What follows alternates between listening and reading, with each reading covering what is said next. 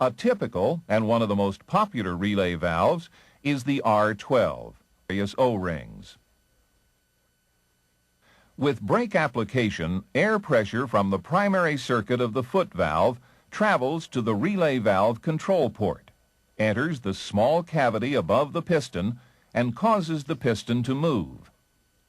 As the piston moves, its exhaust seat contacts the exhaust portion of the inlet exhaust valve, sealing the previously open exhaust port.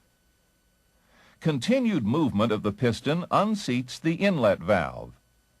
This allows the supply air to flow from the reservoir past the open inlet valve and into the service portion of the spring brake actuator. When air pressure beneath the piston equals the service air pressure above the piston lifts slightly and the inlet valve spring returns the inlet valve to its seat. The exhaust remains closed. The relay valve is now in the holding or balanced position, and service line pressure is equal to the delivery pressure. The brake valve is also in the holding or balanced position. If air pressure above the piston is increased, as from a stronger brake application, the piston will again move in response to the added pressure, unseating the inlet valve. The inlet valve remains open until pressure beneath the piston equals pressure above the piston. Then the inlet closes and the R12 is returned to the balanced position.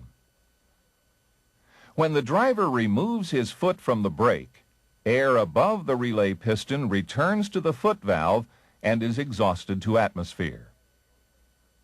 As air pressure above the relay piston decreases, the higher pressure beneath causes the piston to move away from the exhaust valve. This allows service brake air to return to the relay valve and flow out the open exhaust port. The brakes are now released. Here's service tip number 3. Always replace a relay valve with the same or similar valve.